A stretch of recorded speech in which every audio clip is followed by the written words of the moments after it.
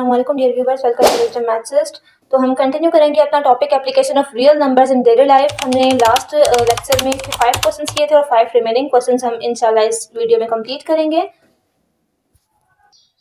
Okay, तो अब हम देखेंगे क्वेश्चन नंबर 6। तो for a class party the students council purchase 42 balloons at ₹1.85 each. अब एक क्लास पार्टी के लिए कुछ स्टूडेंट्स ने बैलून्स जो है वो परचेज किया है और एक बैलून 1.85 का है। What is the total amount the students council paid for the balloon. तो टोटल जो है उन्होंने कितनी प्राइस जो है वो कलेक्ट की होगी बैलून्स के लिए। तो हमारे पास टोटल बैलून्स इसमें कितने हैं 42 और प्राइस ऑफ वन बैलून, एक बैलून की प्राइस हमारे पास कितनी है ₹1.85। What is the total amount. तो टोटल अमाउंट निकालने के लिए हम क्या करेंगे, अगर एक बैलून इतने का है तो 42 बैलून्स कितने की होंगी। हम इसके लिए 1.85 को मल्टीप्लाई करवा देंगे 42 के साथ, तो हमारा आंसर आ जाएगा 1.85 multiply by 42 is equals to 77.7। तो हमारी टोटल अमाउंट है वो आ जाएगी 77.7। So students council paid 77.7 rupees for balloons. Question number 7, a group of friends made 4 yard long rectangular banner. अब एक फ्रेंड्स का ग्रुप है जिन्होंने एक रेक्टेंगुलर बैनर हमारे पास बनाया है, रेक्टेंगुलर शेप का बैनर बनाया है। उसकी जो लेंथ है यानी कि जो वो लॉन्ग है 4 यार्ड लॉन्ग है, मींस कि उसकी जो लेंथ है वो हमारे पास दी हुई है 4 यार्ड। तो लेंथ ऑफ बैनर हमारे पास हो जाएगी 4 यार्ड। नेक्स्ट है दे पेड ₹3.75 पर यार्ड। अब उन्होंने पर यार्ड के लिहाज से इतनी पेमेंट की फैब्रिक की और ₹9 जो है उसके फिल्म की उन्होंने पेमेंट की।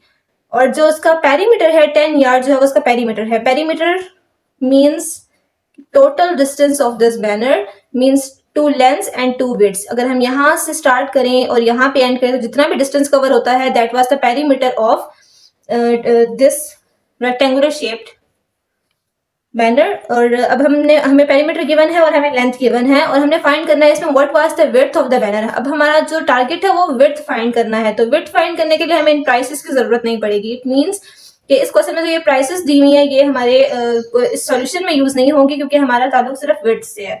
तो विड्थ निकालने के लिए हम क्या करेंगे, हम पेरीमीटर का फॉर्मूला यूज करेंगे। पेरीमीटर यहाँ पे रेक्टेंगुलर शेप का है तो पेरीमीटर इसका फॉर्मूला लगेगा 2 इंटू लेंथ प्लस विड्थ जो कि हमारे पास है 10 के इक्वल। अब 2 यहाँ मल्टीप्लाई हो रहा है तो वहां जाके हमारे पास हो जाएगा डिवाइड 10 डिवाइडेड बाई 2। लेंथ हमारे पास थी 4 यार्ड तो हम लेंथ की जगह पे वैल्यू पुट कर देंगे 4 और 4 plus w is equals to 10 को अगर हम 2 के साथ डिवाइड करें तो 5 आ जाएगा। विड्थ हमने फाइंड करनी है, 4 यहाँ प्लस हो रहा है वहां जाके माइनस हो जाएगा। तो हमारे पास जो विड्थ आएगी बैनर की वो हमारे पास हो जाएगी 1 यार्ड। तो जो क्वेश्चन नंबर 8 है हमारे पास, a shoe factory has an asset for ₹20 lakh of which 3/5 is the capital and rest is the debt। अब एक शू फैक्ट्री है जिसमें टोटल जो उनका असासा था वो 20 लाख का था, मतलब जो जिस बुनियाद पे जितने पैसे उनके लगे थे इसके ऊपर वो 20 लाख थे और 3/5 जो है वो उनका सरमाया था, मतलब जो उन्होंने खुद से इन्वेस्ट किया था। तो इसका मतलब कि जो बाकी बच जाएगा वो सारा का सारा डेप्ट था, कर्जा था। Find the amount of capital and डेप्ट। अब इसमें हमने कैपिटल की अमाउंट फाइंड करनी है और डेप्ट की अमाउंट फाइंड करनी है। तो एसेट अब हमारे पास इसमें कितना है 20,000। कैपिटल हमारे पास क्या है 3/5, इसका 3/5 यानी कि जो एसेट है उसका 3/5। तो हमने 3/5 को मल्टीप्लाई करना है इस टोटल अमाउंट के साथ 20 लाख के साथ। तो हमारे पास आंसर आएगा 20 multiply by 3 divided by 5 is equals to 12 lakh. तो कैपिटल की अमाउंट हमारे पास आ गई 12 लाख की। अब एसेट हमारे पास क्या है कैपिटल प्लस डेप्ट, यानी कि कैपिटल जो सरमाया लगाया गया और जो कर्जा उन दोनों को मिला के कुल असासा बनेगा। तो कैपिटल प्लस डेप्ट है हमारे पास, हमने फाइंड करना है डेप्ट। तो हम कैपिटल को माइनस कर देंगे एसेट में से। एसेट हमारे पास है 20 लाख और कैपिटल है हमारे पास 12 लाख। तो जब हम इन दोनों को माइनस करेंगे तो हमारे पास जो डेप्ट है वो आ जाएगा 8 लाख।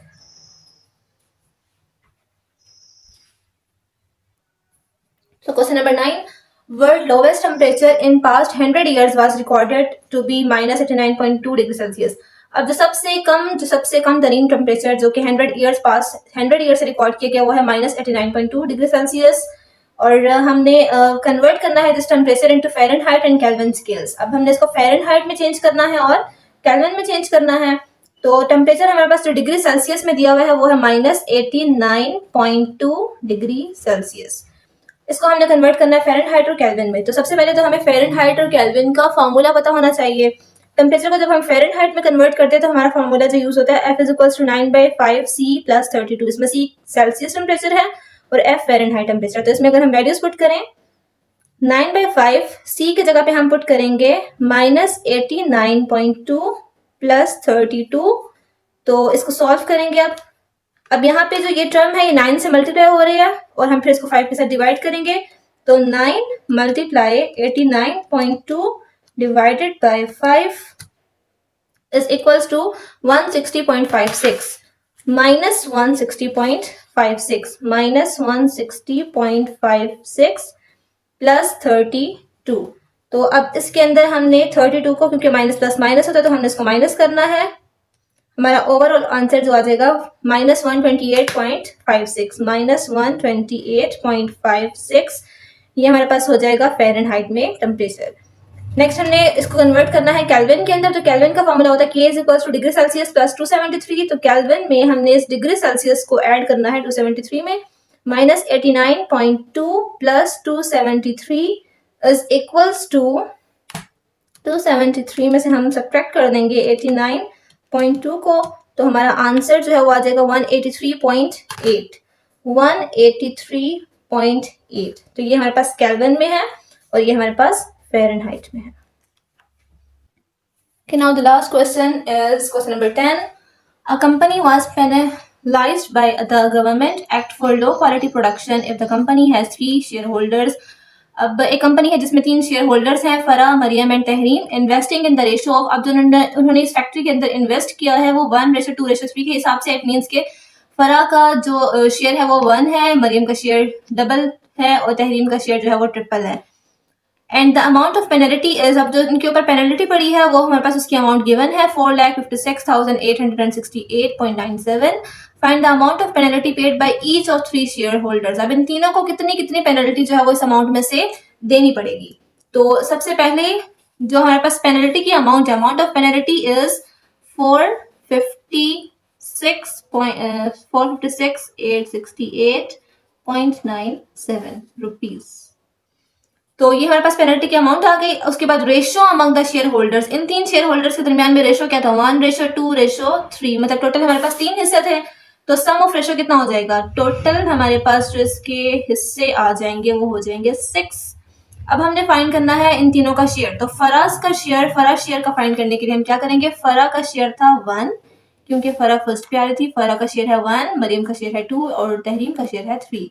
तो जब हम फरा का शेयर फाइंड करेंगे तो उसका जो शेयर है उसको हम टोटल के साथ डिवाइड करेंगे और मल्टीप्लाई करेंगे इस पेनल्टी की अमाउंट को। तो हमारा जो आंसर है वो आ जाएगा, इसमें हमने क्योंकि 1 से मल्टीप्लाई करने की जरूरत नहीं है, हम इसको डायरेक्ट 6 के साथ डिवाइड करेंगे।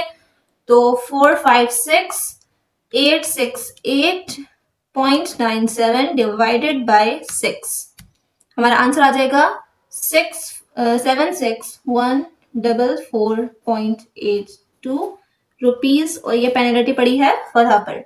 Now the second one is Mariam share. अब मरियम शेयर कितना था इसका, सेकंड 2/6 मल्टीप्लाई बाय 456,868.97। अब इसमें हमने इस पूरी टर्म को 2 के साथ मल्टीप्लाई करना है और देन 6 के साथ डिवाइड करना है।